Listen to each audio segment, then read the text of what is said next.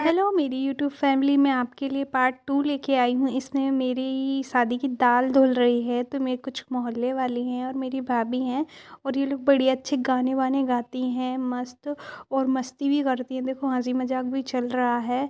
अब भाई शादियों में तो सब लोग आते ही हैं, खास करके पड़ोस के लोग तो आते ही हैं, उन्हीं से तो सब कुछ होता है। भाई मेरी फैमिली में तो मेरे रिलेटिव्स कोई भी नहीं आ पाए थे। मेरे अड़ोस पड़ोस में मेरी मम्मी का जो व्यवहार था उसकी वजह से ये सब आए थे, और उन्होंने पूरी शादी में मम्मी की बहुत हेल्प की, क्योंकि ये लोग नहीं होते ना तो मम्मी बहुत परेशान हो जाती, क्योंकि बहुत कुछ होता है। इसके बाद इन सब लोगों ने जो डलिया बनती है ना, उसमें ये सब बनाया था। मुझे इसके नाम नहीं पता है, पर जो डलिया में ये सब होते हैं उनको बनाया हुआ था। बहुत सपोर्ट मिल गया था मेरी मम्मी को इन सब का। तो आप सभी के लिए बहुत बहुत थैंक यू कि आपने मेरी मम्मी का सपोर्ट किया, उनकी हेल्प की। और बस ये फिर मेरी डलिया बन रही थी। फिर इसके बाद में ये सब लोग बैठे थे आराम से, और गर्मियों का टाइम था, बहुत ज़्यादा गर्मी भी लग रही थी, पर फिर भी उन लोगों ने इतनी मेहनत की। इन लोगों के लिए मैं दिल से थैंक यू।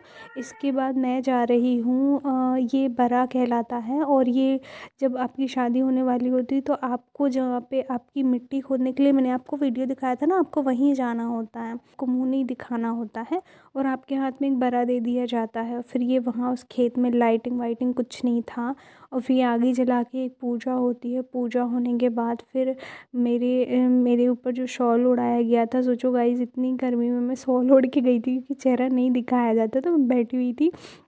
इसके बाद फिर जो मेरा भाई रहेगा तो मैं उस शॉल को रख लूँगी। उसमें चांदी की, ये आप देख रहे होंगे थाली में रखी हुई, वो मेरे शॉल पे रख दी जाएगी, टीका होगा।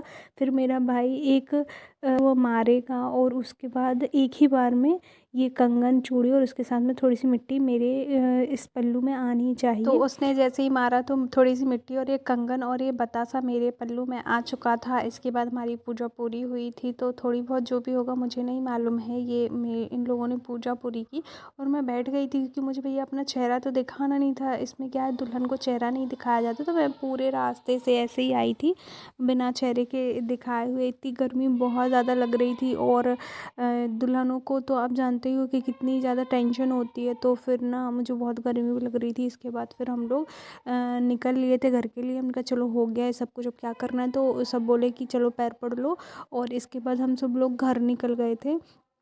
तो हम लोगों को काफ़ी टाइम भी हो गया था, क्योंकि रात बहुत ज़्यादा हो गई थी, और मेरी थोड़ी सी तबीयत भी ठीक नहीं थी। अब जैसे ही घर आया उसके बाद मुझे तेल चढ़ना था, पर मैं बहुत ज़्यादा थक चुकी थी, तो मुझे आ रही थी बहुत ही ज़्यादा नींद।